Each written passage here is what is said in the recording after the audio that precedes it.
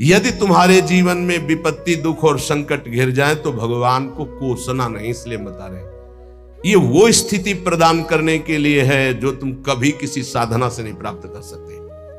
दुखान्य सुखानी, जब दुख आए तो जान लेना कि सच्चे सुख की प्राप्ति का अवसर आ गया है। एक श्रीमद् भागवत में प्रसंग है तितिक्षु ब्राह्मण का। उसने कभी भी धर्म नहीं किया था, जीवन भर धन कमाया, परिवार का खूब विस्तार था, कंजूस स्वभाव का था, खूब पैसा एकत्रित करता, परिवार को भी नहीं सुख सुविधाएं देता, ना स्वयं लेता। जब हम धर्म नहीं करते हैं तो एकत्रित किया हुआ धन विविध प्रकार से नष्ट हो जाता है। इसलिए बुद्धिमान वही है जो अपने धन का सदुपयोग कर ले। जमा करना केवल उसका लक्ष्य नहीं, उसका सदुपयोग होना। धन्य है जिन्होंने धन का सदुपयोग कर लिया। उसने सदुपयोग भी नहीं किया, ना तो शरीर में, ना देवी संपदा की प्राप्ति में, ना किसी धर्म में।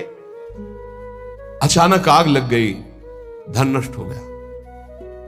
परिवार वाले वैसे ही घृणा करते थे क्योंकि सुख सुविधा साफ छोड़ दिए, उसे निकाल दिए घर से। संपत्ति का नाश, कोई मित्र नहीं, कोई व्यवहारी नहीं। बड़ी अद्भुत घटना श्री कृष्णचंद्र जी उद्धव जी को सुना रहे। अब उसके मन में आया कि अरे पूरा जीवन जिस परिवार के लिए कोई मेरा नहीं, जो धन कमाया वो तो भस्म हो गया, अब क्या? शरीर तो वृद्ध है, अब क्या? तो हाथ उठाया और कहा, हे भगवान, अगर मेरी आयु अब कुछ भी है तो आज से मैं संकल्प लेता हूं मेरा जीवन आपके लिए। और इतना बड़ा महात्मा हुआ कि भगवान उसका यश गा रहे, पर देख लो उसके लोग उसको थूकते, पीटते, मारते, उसको सह करके वो ऐसा ब्रह्म ऋषि बना कि भागवत में उसकी चर्चा है। दुख भगवान की प्राप्ति निश्चित करा देता है यदि आप उबे ना तो। श्री स्वामी ओंकारानंद सरस्वती जी महाराज कह रहे थे, मेरे अंदर कोई भजन की कभी वृत्ति नहीं थी। मैं एक कपड़े का व्यापारी, नई अवस्था, आसपास कपड़े की दुकान थी, मेरी दुकान ज्यादा चलती थी। उन लोगों ने हमसे द्वेष कर लिया और रास्ते में घेर करके हमें बहुत मारा, जूतों से, थप्पड़ से, खून खच्चर कर दिया। जब मैं घर गया कपड़े भीजे हुए खून से, परिवार वाले बहुत रोए कि ऐसा मैं कुछ किसी से नहीं बोला, सह गया। पर उन लोगों में एक था बहुत ही दुष्ट, उसने 2-3 दिन बाद फिर अकेले मुझे मारा। तब मेरे दिमाग में आया कि कब तक पीटता रहूंगा, अब इसको मैं मारूंगा। तो व्यापारी था ही, मैंने करोली खरीदी, उन्हीं के बिल्कुल यथावत शब्द, करोली खरीदी, और रास्ते में जहां मुझे पीटा था वहीं खड़ा हो गया। अब वो तो पीटने वाले थे, उनको डर तो था नहीं, उनको पता नहीं था कि मैं किस भाव में खड़ा हूं। जे भी हुआ है मैं दौड़ पड़ा, मार करोली, उनको मार डाला, उसको मार डाला, और मार करके मैं कोतवाली पहुंचा और वहां आत्मसमर्पण कर दिया बिना किसी गवाही के। मेरी ही गवाही में मुझे तन्हाई की सजा दी गई। जब तक न्याय ना होगा तब तक तन्हाई की सजा। और उसमें था कि आसपास कीलें लगी थी, बस केवल खड़े हो सकते हो, बैठ सकते हो, ना इधर ना इधर, बिल्कुल सीधा। जब वहां पहुंचा तब सोचा कि अरे ब्राह्मण के घर जन्म मिला और ये जीवन ऐसे कटेगा, ये तो भारी पाप हो गया हमसे। बस हाथ उठाया उसी तन्हाई में और कहा, एक बार मुझे अवसर दिया जाए, हे परमात्मा, हे परमेश्वर, मैं आजीवन आपका भजन करूंगा। ब्याह हुआ नहीं था, अब निकलने का कोई साधन नहीं। कुछ दिन तन्हाई के बाद जब बाहर उनको बैठाला गया, उन्होंने संकल्प किया, न पानी पीऊंगा, न भोजन पीऊंगा, प्राण त्याग दूंगा। अगर जीवित रहा और मुझे मुक्त अवस्था मिल गई तो मैं आजीवन संन्यास लेकर भगवान का भजन करूंगा। ऑफिसर आते, डंडे से मारते, थप्पड़ मारते, लातों से मारते, पर ना मैं बोलता, ना मैं पानी पीता, ना भोजन करता। दृढ़ संकल्प। अब ये चर्चा का विषय बन गया तो बोले बड़े अधिकारी कोई थे, वो आए और कहा हम एकांत में इससे बात करेंगे। तो हमसे कहा कि बोलो, क्या बात है? क्या तुम निर्दोष हो? तुम्हें फंसाया गया है? तुम स्पष्ट बता दो, मैं तुम्हें वचन देता हूं कि मैं तुम्हारा सहयोग करूंगा। मुझे लगा कि भगवान मेरा सहयोग करने आए। मैंने आंख उठाई और कहा, श्रीमान, आप जो भी है मुझे पता नहीं, पर मैं आपसे प्रार्थना करता हूं कि अगर मुझे छूट दे दी जाए तो मैं आजीवन संन्यास लेकर भजन करना। बोले पक्का? बोले हाँ। बोले आपकी रिपोर्ट में तो आपने ही कहा है मैंने कत्ल किया है, अब आपको एक सत्य के लिए झूठ बोलना पड़ेगा, मैं आपको बचा लूंगा। आपको बोलना पड़ेगा दबाव में मुझसे कहलाया गया, मैंने कुछ नहीं किया। बोले बोल दूंगा। और बोले ऐसा विधान बना, मैं मुक्त हो गया, घर नहीं गया, सीधे सन्यास लेकर। और वो परम 90 वर्ष की अवस्था की बात कह रहा हूं, उनसे जब मिले, वो ब्रह्माकार स्थिति, उस दुख घटना ने उनको एक ब्रह्मलीन महापुरुष बना दिया। दुखान्य व सुखाने, दुख परम सुख प्रदान करने वाला पक्का। विद्य अपयसो जानी कीर्तिम परा, यदि तुम्हारी निंदा हो रही है तो तुम प्रेम मार्ग के पथिक हो, नाच पड़ो, तुम्हारा मंगल हो गया। क्या? तुम्हारी सारी अशुभ वृत्तियां नष्ट हो जाएंगे, तुम्हारी विमल कीर्ति का प्रकाश होगा, विमल कीर्ति का। ये रहस्य है। जब तुम्हारी निंदा हो तो आनंदित हो जाओ, जब दुख हो तो जान लो परम सुख की प्राप्ति का मार्ग खुलने वाला है। पर बहुत धैर्य की जरूरत है, बहुत धैर्य की जरूरत। मन्ने था अधमश्च दुष्परिभवान सम्मानवत् सत्तमयी, अधम पुरुषों द्वारा किया हुआ प्रहार और अपमान, तू उसे महान सम्मान के समान गले लगा ले, क्योंकि तुझे प्रेम प्राप्त करना है प्रेम प्राप्त करना। दुख को महान सुख प्राप्ति का हेतु समझकर सहजा, निंदा को विमल कीर्ति के समान सहजा तो विमल कीर्ति हो जाएगी। और नीच पुरुषों द्वारा, अधम पुरुषों द्वारा किया हुआ अपमान, प्रहार, उसे गले लगाओ। यह है अध्यात्म, यह अध्यात्म है, इसे अध्यात्म कहते हैं। ये शास्त्रों में लिखा ही है, बहुत कम है जो है ऐसे जो इसको धारण करते हैं, नहीं तो अब केवल मनोरंजन रह गया है। चर्चा का मतलब मनोरंजन रह गया है, जिससे तालियां बजे, जिससे मनोरंजन हो, वाहवाही हो, बस यही रहे। बोलो इसमें वाहवाही, बजाओ इसमें तालियां, बजा सकते हो तालियां? वाह वाह वाह नहीं बजा सकते, होश उड़ जाएंगे। दुखान्य व सुखाने, ये सत अध्यात्म है। विद्य अपयसो जाने कीर्तिम पराम, ओठ सूख जाएंगे जब धारण करने की सोचोगे। अध्यात्म। दैन्यान्येव महाविभूति मति सल्लाभान लाभान सदा, दैन्य ये महाविभूति है वैष्णव की। वैष्णव के पास संपत्ति क्या है? दैन्य। यही दरबार दीन को आदर रीति सदा चली आई। दैन्य, दैन्यान्यो महाविभूति मति सल्लाभान लाभान सदा, अलाभ को परम लाभ जानकर दैन्य भाव से मान अपमान दुख सुख जो भी परिस्थिति निंदा स्तुति सबको चीरता हुआ जो नाम जप करता हुआ आगे बढ़ता है, तो कह रहे वृंदावनम जीवनम, उसके जीवन में दिव्य वृंदावन का प्रकाश हो जाता है।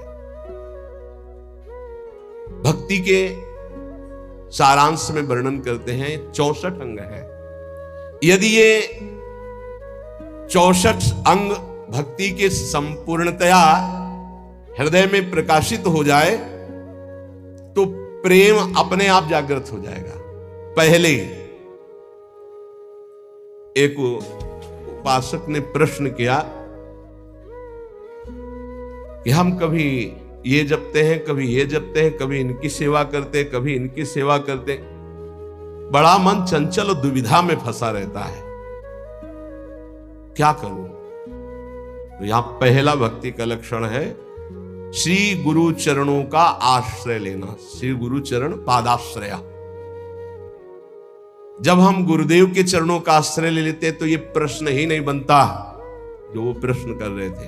ये प्रश्न उन्हीं का बनता है जो मनमुखी चाल चल रहे हैं। गुरुमुखी में ये प्रश्न नहीं। बोलो जितने गुरुमुखी हो तुम्हें प्रश्न है कि मुझे क्या करना क्या नहीं करना, तुम्हें पता होगा मुझे किसकी उपासना करनी हो, कैसे करनी है। अगर इतना पता नहीं तो गुरुमुख नहीं हो, कंठी बंधवा लिए हो, अभी गुरुमुख नहीं हुए तुम। गुरुमुख वही जिसका समाधान हो चुका है।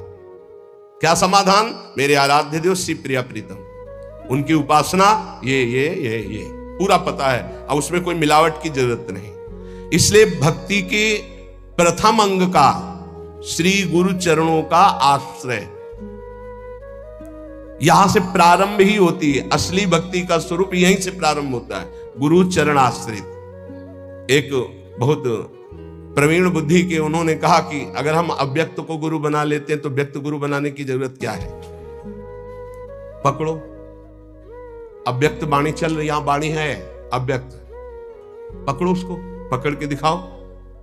नहीं, आप नहीं पकड़ पाएंगे। तो वही अव्यक्त सत्ता व्यक्त गुरुदेव के रूप में, गुरु साक्षात पर ब्रह्म, और वही उपदेश देने के लिए आती है। अव्यक्त आके तुम्हें डांटेगा नहीं। अगर अव्यक्त गुरु की बात माननी तो सब लोग शांत होकर अपने हृदय में देखो। जब तुम गलत करना चाहते हो, अव्यक्त गुरुदेव तुम्हें उपदेश देते, मानते हो तुम उनकी बात? देखो ना, अंदर आता गलत है, नहीं करना, मानते हो बात?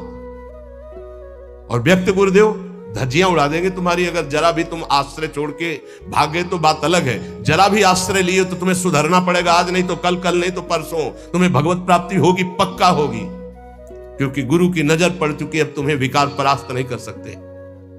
श्री गुरु चरणों का आश्रय लेना पहला। दूसरा, श्री गुरु चरणारविंद के आश्रित होकर उनसे मंत्र दीक्षा लेकर इष्ट से संबंध का परिचय जानना। गुरुदेव से मंत्र दीक्षा लेकर इष्ट से संबंध का परिचय जानना। आपको पता है आपका क्या संबंध है? पता होगा आपका अपने इष्ट से क्या संबंध है? पता है? भाव संबंध को गुरुदेव जो प्रदान करते हैं वो तो पता ही होगा कि आपका आपके इष्ट से क्या संबंध है, नहीं है? हाँ, ये अंदर का विषय है। अपने इष्ट से क्या संबंध है ये आपको पता होना चाहिए। गुरु मंत्र दीक्षा और इष्ट संबंध भक्ति के 64 अंगों में दूसरा, पहला है सबसे पहला गुरु आश्रय। एक आए थे बहुत ज्ञानी जी, बहुत बड़े ज्ञानी। मुझे मोह क्यों है? भ्रम हो गया। ये भ्रम क्यों है? क्योंकि अज्ञान है। यह ज्ञान क्यों है? क्योंकि आप स्वीकार किए। ये आप कौन है? ब्रह्म है। ये ब्रह्म कैसे है? वह किसके चेला हो? गुरु बनाया किसी को? बनाने की चेष्टा की थी, किसी का नाम लिया, बोले बनाया तो किसी को नहीं, तो उनका कुछ नहीं हो। तो वह क्यों है? माथे में तिलक लगाया, कोई प्रश्नवाचक चिन्ह का नहीं, देख के ही पता चल जाएगा कि संप्रदाय के हो। नहीं चल रहे, क्यों संप्रदाय के हो? नहीं, आप किस संप्रदाय के? बोले क्यों, किसके चेला हो? बोले क्यों के। वैसे एक प्रश्नवाचक चिन्ह नहीं होता, तिलक लगाया करो प्रश्नवाचक चिन्ह का, दूर से पता नहीं, दूर से डर जाएगा लोग, कौन संप्रदाय, बोले क्यों वाला है। बच्चों, इसका समाधान नहीं है। क्यों क्यों क्यों, इसका उत्तर क्या है? आप बोलो इसका उत्तर क्या है? गुरु पादाश्रया पहला, और दूसरा है गुरु से मंत्र की दीक्षा और इष्ट संबंध। हर उपासक को पता होना चाहिए हमारा इष्ट से क्या संबंध है। तीसरा, विश्वास पूर्वक गुरु चरणों के आश्रित होकर उनकी सेवा करना। गुरु चरणों की सेवा करना, आज्ञा समन सुसाहिब सेवा, गुरु की आज्ञा पे चलना। गुरु सेवा तज करें जे बान, यह है अधर्म, यह है सब हानि कान न कर बेरा है। देखो, एक बात तो इतना समझ ही लो कि तुम मानो चाहे ना मानो, गुरु जी जो है वो भगवान ही है, दूसरा नहीं है। जितने भी गुरुदेव है सब भगवान है। और जब आप गुरुदेव से कोई भी कपट या छुपाव करोगे तो गुरुदेव के पास एक दृष्टि होती है। ऐसे ऐसे देखो ना, तो टेलीविजन में सब नहीं दिखाई देता, जो चैनल लगा वो चल पड़ता है, ऐसे चल पड़ता है हर चैनल, तब हंसी आती है। कितने बच्चे होते, क्या समझते हो तुम गुरु को? मनुष्य मानते हो? नहीं, कभी ऐसा। हम सबसे हाथ जोड़कर प्रार्थना करते हैं, एक घर ऐसा रखो जहां सत्य की व्यवहार वृत्ति हो। गुरुदेव, माफ हो जाएगा, सब माफ हो जाएगा, हमारी बात मान लेना। तुमने ऐसा किया जी, तो तुम्हें दंड भोगना पड़ेगा जी। कोई छुपाव नहीं, कोई कपट नहीं, कोई मत डरो। गुरु से सत्य व्यवहार करो, ये सबसे बड़ी गुरु सेवा है। गुरु ते कपट मित्र ते चोरी, या हो निर्धन या हो कोढ़ी। हम संतों की भाषा कह रहे हैं। कुष्ठ रोग से ग्रसित हो जाता है आगे चलकर जो गुरु से छल कपट करता है। ध्यान रखना, निर्धनता, भजनहीनता, ये सब उसके जीवन में आ जाएगी। ये सब 2 मिनट का काम, माया का 2 मिनट का काम है। फूलो मत, भूलो मत, सावधान। जिन्होंने मंत्र दिया है, जिन्होंने अपना जीवन दे दिया है, उनके तुम लाड़िले, वो तुम्हारा अमंगल करेंगे। तुम्हें डरना है इस बात से केवल कि हमसे कोई त्रुटि ना हो जाए। गुरु जी हमें डांटेंगे या फटकारेंगे या मारेंगे तो हमारा जीवन कृतकृत्य हो जाएगा। सच्ची मानिए, अभी मारा ही नहीं पड़ी इसीलिए तुम बहक रहे हो। एक बार माया की मार तो बहुत खा चुके हो तुम। एक बार गुरु की पड़ जाएगी चपत तो जीवन ठीक हो जाएगा, पक्का समझ लो। जिस दिन गुरु करुणा करके एक चपत मार देंगे उस दिन से माया मारना बंद कर देंगे, पक्का समझ लेना। वो बड़े भाग्यशाली हैं जिनको गुरु की डांट और चपत लगती है। मनमानी आचरण करके ऐसा मत करना कि अब चपत खानी ही है कुछ ऐसा करे कि नाराज हो जाए तो फिर दिन भर नाराज ही बने रहेंगे, इतने हैं। अगर हमसे कोई गलती होती है और गुरु हम पर नाराज होते हैं, चपत मार देते हैं, तो माया की चपत से मुक्त हो जाओगे, पक्का। डरना नहीं, डरो इस बात से कि कहीं हमारे और गुरु के संबंध में कोई बीच में ना आ जाए, बस ये बात, कहीं दरार ना पड़ जाए। और जो डर होता है वो माया जनित, हम डरते नहीं। नरसिंह भगवान से सब डर रहे थे, प्रहलाद जी डरे क्या? दौड़ के गोद में हमारे गुरुदेव है, हमारे माता पिता है, हमारे मित्र हैं, हमारे प्रीतम है, हमारे स्वामी, यही सब है। तुम्हें माता च पिता तुम्हें बंधुश्च सखा तुम्हें। तो गुरुदेव के प्रति निष्कपट निश्चल भाव रखना, इससे बड़ी कोई सेवा नहीं है। विश्वास पूर्वक गुरुदेव के चरणों की सेवा करना 64 भक्ति अंगों में, ये 3 तो केवल गुरुदेव में है। गुरुदेव के चरणों का आश्रय, गुरुदेव से प्रभु के मंत्र की दीक्षा और प्रभु से संबंध की जानकारी, तुम्हारा ये संबंध प्रभु से, विश्वास पूर्वक गुरु चरणों की सेवा, तीसरा। चौथा, जिस मार्ग में बड़े बड़े महापुरुष चले आए हैं उसी मार्ग का अवलंबन लेना। कोई नया स्थापित मार्ग नहीं, आचार्य परंपरा से होना चाहिए। लाखों इस परंपरा में सिद्ध रसिक हो गए हैं, लाखों, एक दो नहीं, लाखों, जो भगवत प्रेम में मत वाले। ये जो हमारी वैष्णव परंपरा है वो 4 संप्रदाय है।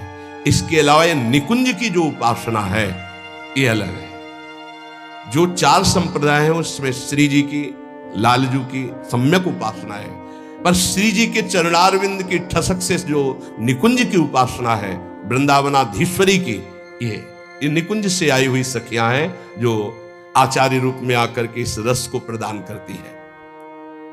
बड़े बड़े महाभागवतों द्वारा परिग्रहित मार्ग का ही अवलंबन करना। ऐसी जगह कभी ना जुड़े जहां आचार्य परंपरा ना हो। ध्यान रखो, परंपरा देखनी चाहिए, आचार्य परंपरा देखनी चाहिए। यहाँ राधैवेष्टम संप्रदाय करता आचार्यो राधा मंत्रदा सद्गुरुश्च मंत्रो राधा यश्च सर्वात्मनैवं वंदे राधा पाद पद्म प्रधानम श्रीत हरिवंशम। 5वां, गुरुदेव से भागवत संबंध में पूर्ण जानकारी होनी चाहिए। भागवत धर्म हमारा क्या है, जिस धर्म में हम दीक्षित हुए, हमारा कर्तव्य क्या है, हमारा लक्ष्य क्या है, हमारी दिनचर्या क्या होनी चाहिए। 6वां, अपने आराध्य देव की प्राप्ति के लिए भोगों का त्याग कर देना।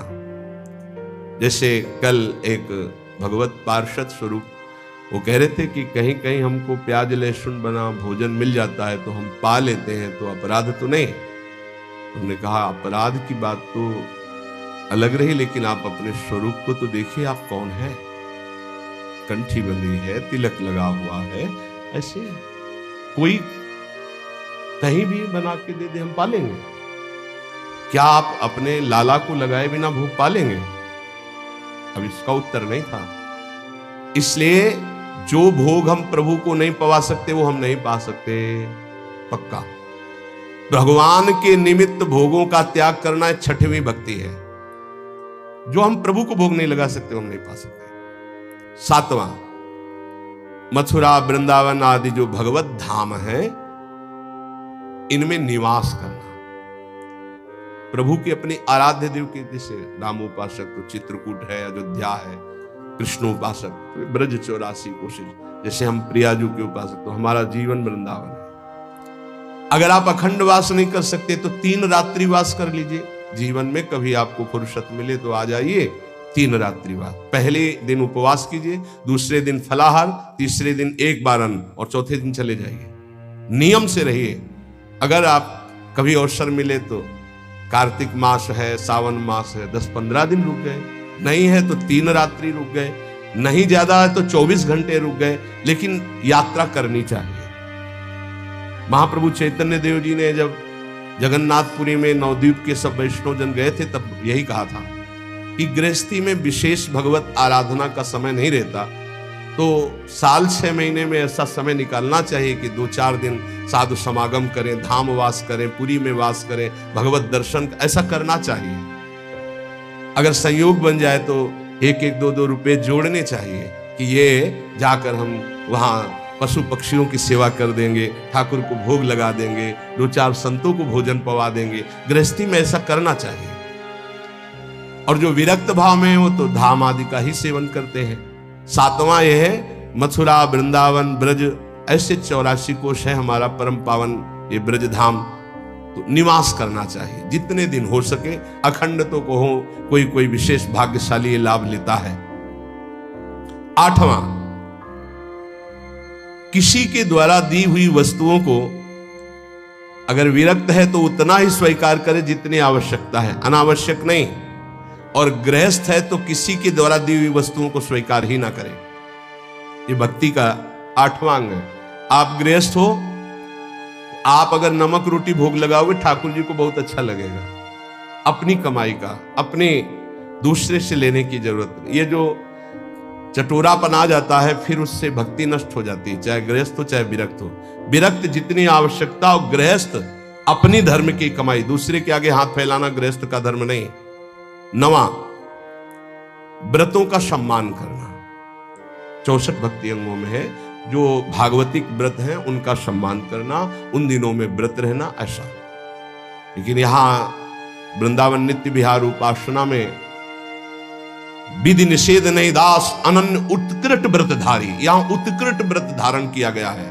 ज्ञान धर्म व्रत कर्म जिते सब काहू में नहीं मोह प्रतीति, रसिक अनन्य निशान बजायो एक श्याम श्यामापद प्रीति। सर्वस्व महाप्रसाद प्रसिद्ध ताके, ये सर्वस्व श्री जी की जूठन के आगे हमारा कुछ नहीं। श्री जी का उच्छिष्टामृत, 8 पैर उनका दुलार। 10वां, आंवला है, पीपल है, तमाल है, ये वृक्ष हैं, आप परिक्रमा कर रहे हैं तो इनको दाहिने कर लीजिए, दाहिने करके निकलिए। अगर आपको शहर में दिखाई दे रहा है कि आंवला, पीपल, तमाल आदि, तो थोड़ा 4 कदम चलकर उससे दाहिने का अपनी परिक्रमा में ले लीजिए, प्रणाम कीजिए। इनका सम्मान करना ये भक्ति का 10वां अंग है।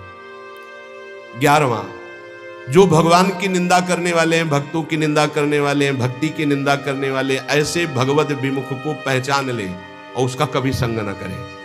ये भक्ति का अंग है। ऐसा संग जिनके संग कुमति मति उपजे, करत भजन में भंग, तजोरे मन हरि विमुखन को संग। ये दीक्षा देने में एक अंग का वर्णन जरूर करते हैं कि ऐसे लोगों का संग कदापि न किया जाए। दूसरा कहते हैं कि भोजन, जैसे आप रिश्तेदार या नातेदार के यहाँ गए या कहीं गए, वहां मांस पात्रों में बनता है और आपने वैष्णव तिलक आदि लगा रखे, तो आपको खीर पूड़ी बना के दे तो भी आपको नहीं पाना है, क्योंकि रसोई तो वही है, पात्र तो वही। हमारा वैष्णव धर्म आज्ञा नहीं करता ऐसा। इसीलिए भगवान के लिए भोगों का त्याग करना। 12वां, अनाधिकारी को शिष्य बना लेना। गुरु को नरक जाना पड़ता है, ध्यान रखना। ये व्यवहार का विषय नहीं है। हरे शिष्य धन शोक न हरे, सो गुरु घोर नरक मा परे। एक दिन एक गुरु शिष्यों के साथ जा रहे थे तो एक बड़े केचुआ में, केचुआ समझते ना जो मिट्टी खाता है, लाल चींटी लगी थी हजारों। तो उनका गुरुदेव, कितना इसको कष्ट हो रहा होगा, क्या इसने ऐसा काम किया, इसके कोमल शरीर को लाल चींटी काट ले तो बहुत कष्ट होता, खुजलाता, दाग बन जाता बहुत। बोले हजारों इसके कोमल शरीर में लगे। ध्यानस्थ हुए, कहा बेटा ये गुरुजी है, ये चेला है। ये गुरुजी है जो केचुआ बने हैं और ये चेला है जो चींटी बनी, से धन लिया है। भगवत प्राप्ति की कोई चर्चा नहीं, तो ये देखो ये लीला हो रही। एक न सुने एक नहीं देखा, गुरु शिष्य अंध बधिर कर लेखा। गुरुदेव उपदेश नहीं कर रहे अपने शिष्य को, गलत मार्ग में जा रहा है तो डांट नहीं रहे, और शिष्य गुरुदेव की बात नहीं सुन रहा, दोनों नरक भोगेंगे। अनाधिकारी को शिष्य बनाने का मतलब है अपनी गति में फर्क डाल लेना। इसलिए आरत अधिकारी जब पावे गूढ़ तत्व, ये व्यवहार का विषय नहीं कि आपके व्यवहार से हम दीक्षा दें, ये डायरेक्ट सीधा है। हमें अनुकूल लगा तो देंगे, हमारे धर्म के अनुकूल नहीं लगा तो कोई व्यवहार का विषय है, ये धर्म का विषय है, ये जीवन का विषय है। तुम थोड़ी नरक में हमारी रक्षा करोगे, हम तुम्हारी नरक में रक्षा करेंगे। हमारे अनुकूल चलना होगा, जो धर्म का आचरण है। अनाधिकारी को शिष्य बनाने का मतलब है गुरु अपने नरक का निमंत्रण कर देना, या तो सभा में मना कर दे। सेवा विचारम नामक ग्रंथ, उसमें हमने पढ़ा था कि यदि शिष्य आज्ञा का पालन नहीं करता अनाधिकारी, तो सभा में खड़े होकर के उसका त्याग कर दे, बता दे कि हम त्याग करते हैं, आज के बाद स्वीकार नहीं है शिष्यत्व इसका, हमारी आज्ञा का उल्लंघन, तो आप बच जाओगे, नहीं तो भोगना पड़ेगा। 13वां, भक्ति के विरोधी ग्रंथों का कभी अवलोकन न करें। कॉमिक्स पढ़ रहे हैं, ये पढ़ रहे हैं, वो देख रहे हैं, ये देख रहे हैं, ये करते हैं, वो गेम खेलते। अरे यार, राधा राधा राधा राधा राधा, कृष्ण कृष्ण कृष्ण कृष्ण कृष्ण, इसमें समय लगाना है कि उसमें लगाना है? मंजीरा उठाओ, 1 घंटा कीर्तन करो, भागवत उठाओ, 10 अध्याय पाठ करो, गीता जी उठाओ, उसका ये भगवत मार्ग भाई। भगवत विरोधी भावों को नहीं, भगवत विरोधी ग्रंथों को नहीं। 14वां, जिससे हमारी भक्ति में बाधा पड़े ऐसे कभी कार्य ना करें। बड़े बड़े व्यवहारिक कार्य, बड़े बड़े सामाजिक कार्य, बड़ी बड़ी सभाएं जिससे हमारा भजन छूटे, ठीक। पूज्य पंडित गया प्रसाद जी महाराज गिरिराज वाले, तब माना जाएगा कि आपका भजन हुआ जब बड़े से बड़े शुभ कार्य के अनुष्ठान का मन न चले।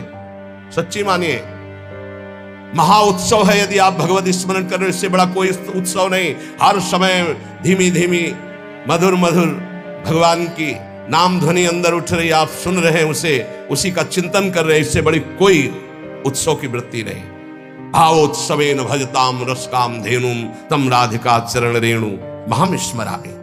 चाहे वो ज्ञान मार्ग हो, चाहे भगवत भक्ति का मार्ग हो, जब तक संसार का चिंतन है तब तक न ज्ञानी है न वो भक्त है। और भगवत चिंतन इससे बढ़कर के कोई स्थिति नहीं है। भगवत प्राप्ति के लिए किसी भी चंदे की या किसी भी सहयोग की जरूरत नहीं है। वो हृदय से भगवत स्मरण करे, इसी से भगवत प्राप्ति होती है। आप गीता जी और भागवत जी सब उठा करके देख लीजिए। अनन्यश्चिन्तयन्तो माम अनन्य चेता सततम, जगह जगह अनन्य चिंतन। ये दूसरे के द्वारा नहीं होता, ये अपने द्वारा होता है। ये पैसे से नहीं होता है, ये बार बार अभ्यास से मन लगाने से होता है। 15वां, यदि आपके घर कोई अतिथि साधु महात्मा आ गया है, भारी व्यवस्था नहीं है आपके पास, माना तो आज अपना भोजन दे दीजिए, उसमें कंजूसी मत कीजिए। आप अपने किसी उचित व्यवहार के लिए अर्थ ले जा रहे हैं, कोई बीमार तड़प रहा है, आप कष्ट सह लीजिए, वो पैसे से दवा उसको दे दीजिए। ये पूज्य गुरुदेव भगवान के श्रीमुख के वचन। प्राप्त सेवा का कभी भी त्याग नहीं करना चाहिए, वो भगवान की कृपा से आध्यात्मिक उन्नति के लिए होती। प्राप्त सेवा, आप जा रहे हो, कोई बहुत कष्ट से पीड़ित पड़ा है, आपको आवश्यकता है उसकी सेवा, आप बैठ जाओ, उसकी सेवा करो। नहीं कुछ है तो तन से सेवा करो, कपड़े से हवा करने लगो, पानी पिला दो, फिर उस समय जरूरत है तो 4 से याचना करके उसको आप औषधि दिला दो। उचित व्यवहार में, सेवा में किसी भी तरह का कुविचार या कृपणता ना होने पावे। ऐसे तो सब पड़े ही रहते, नहीं नहीं, प्राप्त से भगवान ने तुम्हें सेवा दी, उस समय करो। कोई आपके घर आ गया तो वक्र दृष्टि से मत देखो, तो साधु महात्मा है, ऐसे नहीं। भगवान आए, तुम्हारे पापों का नाश हो जाएगा मंगल के लिए। अगर वो रोटी मांग रहे, भोजन मांग रहे, आप दौड़ कर जाइए, दरवाजे पर उनको भिक्षा दीजिए।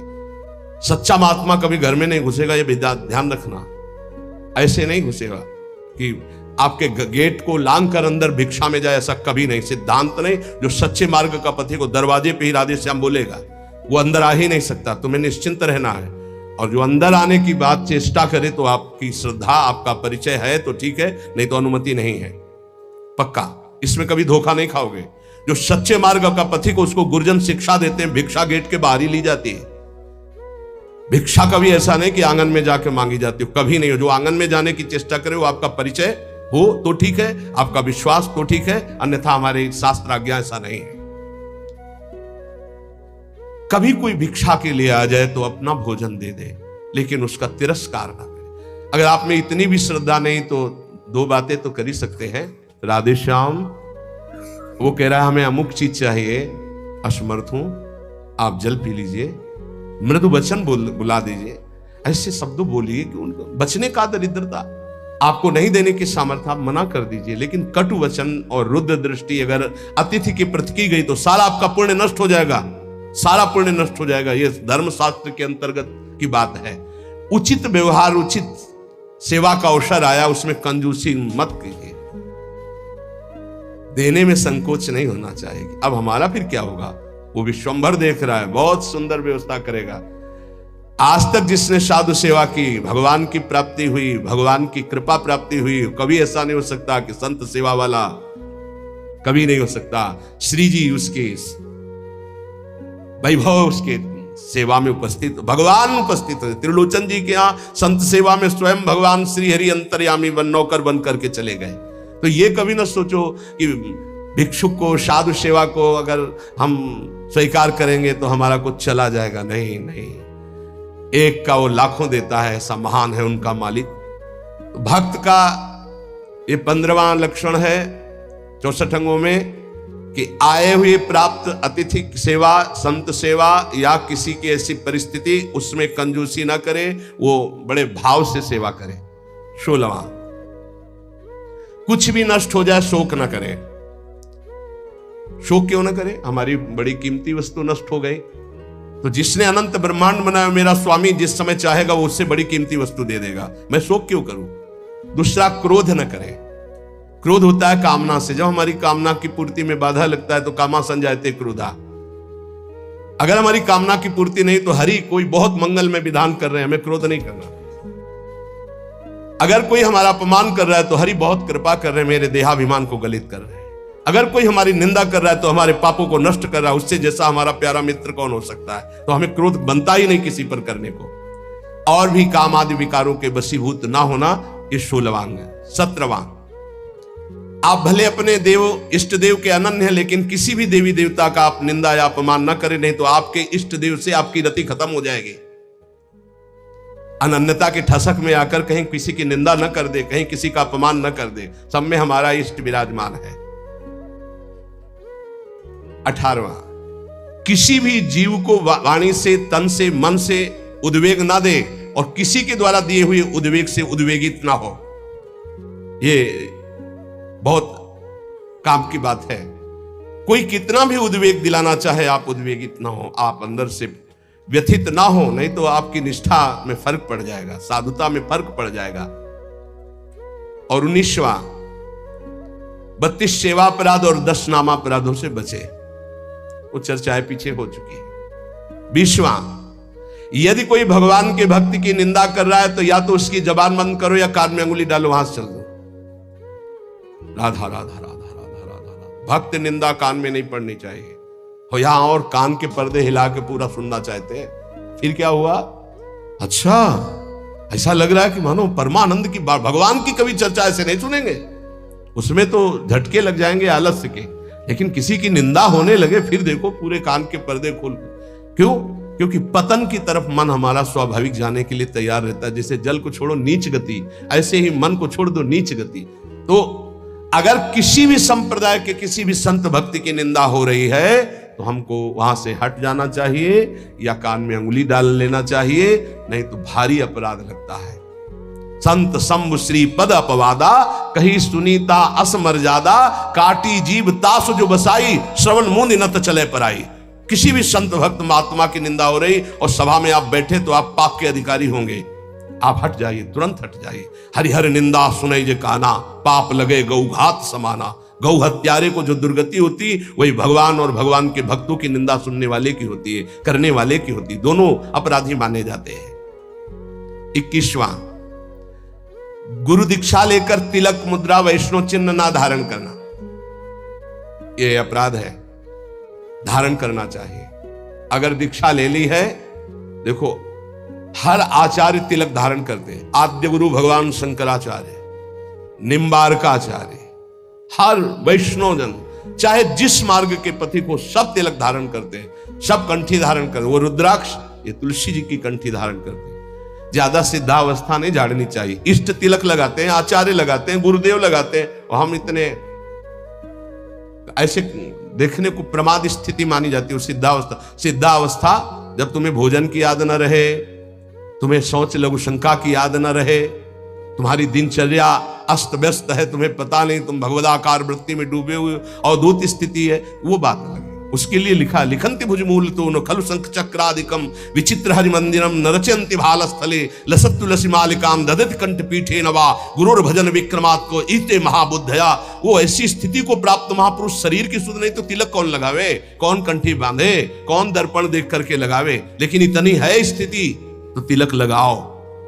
ऐसी स्थिति जो आचार्य स्वयं धारण करते हैं, तिलक गुरुदेव धारण करते हैं, तो बिना तिलक के 1 मिनट भी नहीं रहना चाहिए।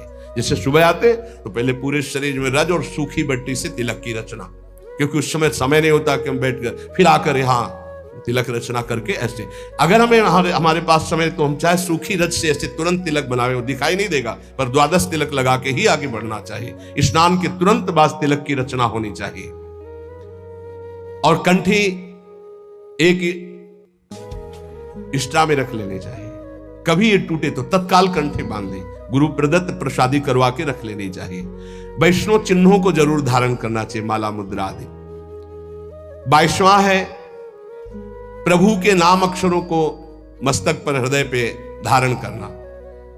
इसको इस रूप में ना ले कि जैसे लिखने में है नाम अक्षर, ये नाम अक्षर माला धारण किए तो हम सोच के समय से उतार देते हैं।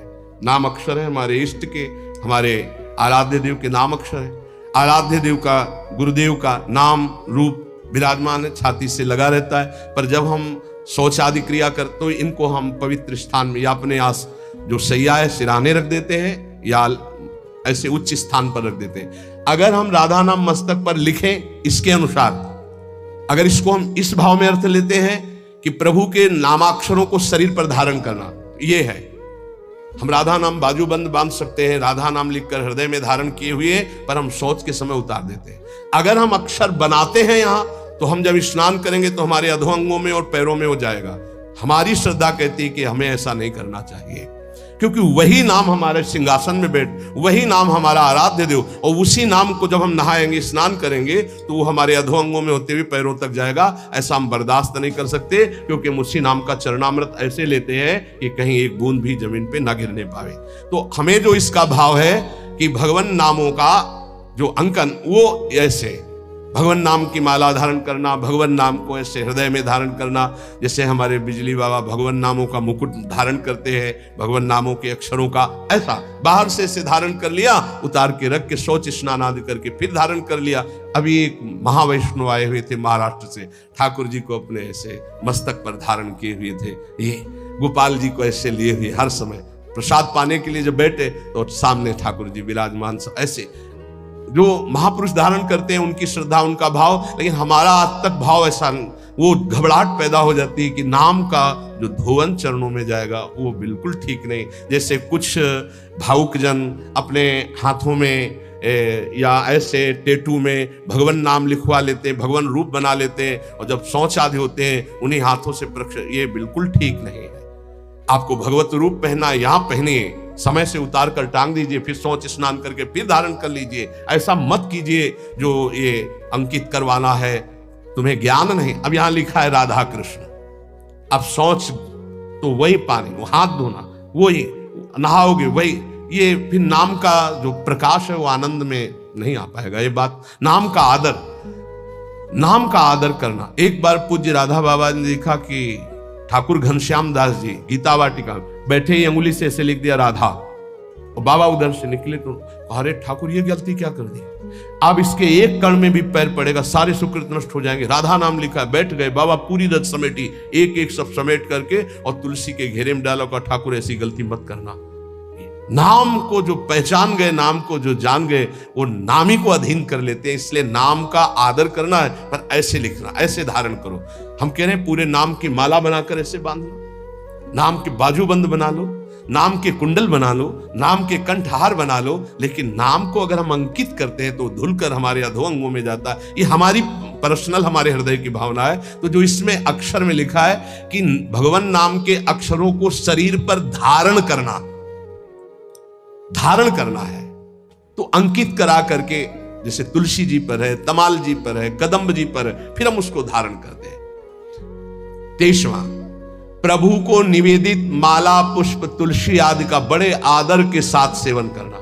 श्री चरणों की चढ़ी हुई तुलसी अहो भाग, नाक से सूंघे, मस्तक पर लगाए, ओहो आज हमें प्रभु की प्रसादी तुलसी मिली, प्रसादी पुष्प मिला, प्रसादी माला मिली, हृदय में आह्लाद होना चाहिए। बार बार ऐसे, ओहो आज तो बड़ी कृपा हो गई, साक्षात प्रभु ने प्रसाद दिया।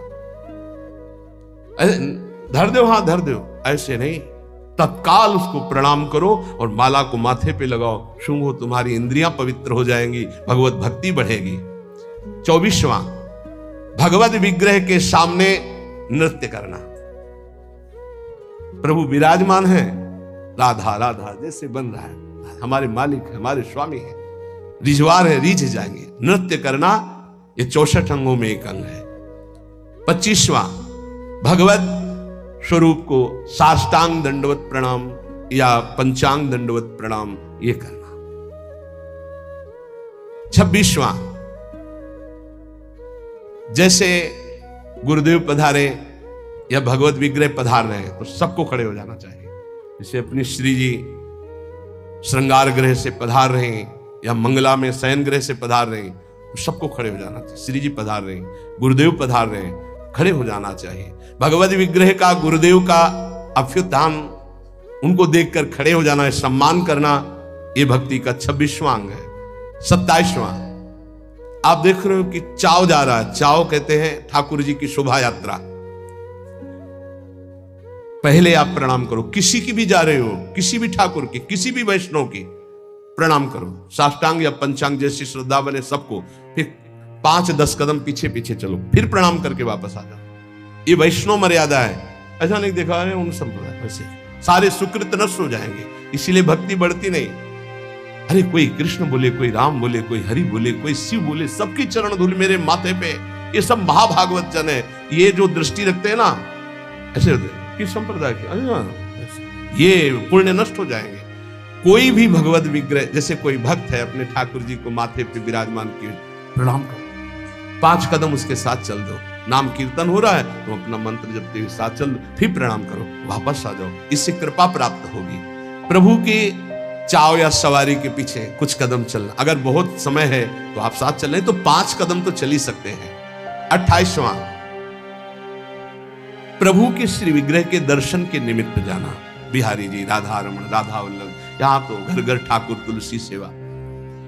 प्रभु के मंदिरों, और अगर आपका शरीर स्वस्थ है तो सवारी मत लीजिए, आपका शरीर स्वस्थ है तो नंगे पैर जाइए। यहां तो सिर भर जाऊं उचित असमोरा, मेरे प्रिया प्रीतम का धाम है, उनके दर्शन करने जा रहे हैं, मंत्र जप करते हुए नंगे पैर। यहां कोई कांटे थोड़ी बिछे, मार जूता और चप्पल पहनकर चलना। सही बात, बड़ा दुर्भाग्य है अगर ये पहनकर अपने को चलने को होता है। ये तो डॉक्टर मना किए कि वैसा ऐसा नहीं तो जीवन भर हो गया नंगे पैर ही रहे। जो सुख मिलता है रज स्पर्श से पादुका, ये दुर्भाग्य है। प्रभु के मंदिर कम से कम, कोई कई तो सीढ़ियां भी चढ़ जाते हैं पादुका से, क्या करें, नहीं तो पादुका पहने दर्शन करें। अरे प्रथम सीढ़ी में पैर रखने के पहले तो पादुका उतार दे कहीं। अगर तुझे पादुका में चित्तवृत्ति लगी रहेगी तो पैर के ही मत जा। क्या कांटे बिछे हैं प्रभु के धाम में, मंदिर में दर्शन करने, इतना तो कर ले। 29वां, प्रभु के मंदिर में दर्शन करके 4 प्रदक्षिणा करना। अगर समय नहीं तो दाहिने करते हुए जाओ, दर्शन करके निकल जाओ। समय है तो 4 प्रदक्षिणा कर लेनी चाहिए, ये बहुत लाभ प्राप्त होता है। 4 प्रदक्षिणा हमारे श्री प्रिया प्रीतम जी की होती है। 30वां, प्रभु के श्री विग्रह विराजमान करना और उनकी सेवा करना। ये वैष्णव धर्म है, सबके पास सेवा होनी चाहिए, चाहे नाम सेवा हो, चाहे रूप सेवा हो, छवि सेवा हो, श्री विग्रह सेवा हो, सेवा होनी ही चाहिए। क्योंकि बिना सेवा किए मानसिक सेवा में प्रवेश नहीं, और बिना सेवा के आप जी कैसे सकते हैं, पानी कैसे पीते हैं, भोग कैसे पाते हैं, जब भोग लगा लेते हैं तब पाते हैं। तो प्रगट में सेवा हर वैष्णव के पास होनी चाहिए, चाहे राधा नाम की ही सेवा क्यों ना हो। 31वां, प्रभु के लिए परिचर्या करते हुए पंखा डुलाना, चंवर डुलाना, माला गूंथना, चंदन घिसना, जहां प्रभु विराजमान हुआ सोहनी लगा करके पोछा लगाना, विविध प्रकार की भोग तैयारी करना, ये विविध प्रकार की जो परिचर्या है ये बहुत बड़ा लाभ प्रदान करती है। इसी परिचर्या के बल से अम्बरीश जी की रक्षा में सुदर्शन चक्र था। चक्रवर्ती सम्राट होते हुए स्वयं पोछा ठाकुर जी के लिए लगाते थे, स्वयं परिचर्या करते थे। ये छोटी मोटी बात नहीं जो आप पंखा करते हो, चवर करते हो, श्री जी की सेवा में हो। साक्षात श्री जी ने स्वीकार किया है, चाहे वो कोई गेट सेवा में हो, चाहे वो सब श्री जी की सेवा में। सेवा परिचर्या से आराध्य देव को अधीन किया जाता है। 32वां, प्रभु के सम्मुख बैठ करके उनके गुणों का गान करना, उल्लसित होकर गाना चाहिए। प्रभु राग रंग नहीं देखते। मानत अपनो भाग राग करत अनुराग बिन दीखत सकल अभाग श्री हरिवंश कृपा बिना। बहुत सब राग रागिनियों का ज्ञान है लेकिन अनुराग नहीं है तो प्रभु नहीं रीझते।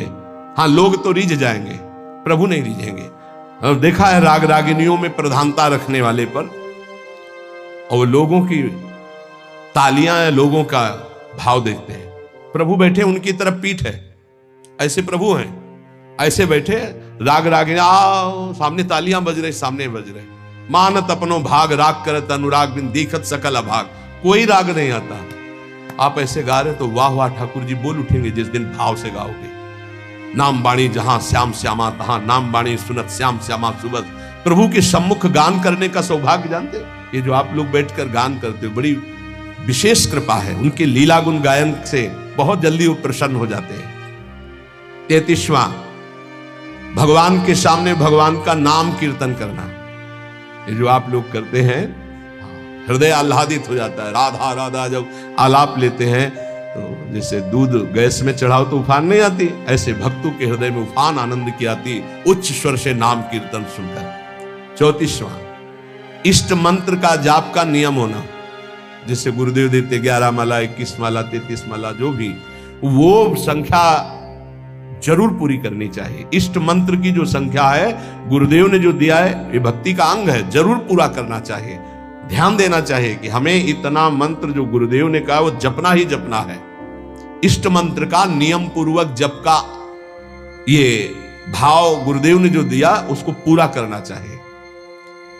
35वां, रोज प्रभु से प्रार्थना करनी चाहिए, उनकी कृपा मांगनी चाहिए।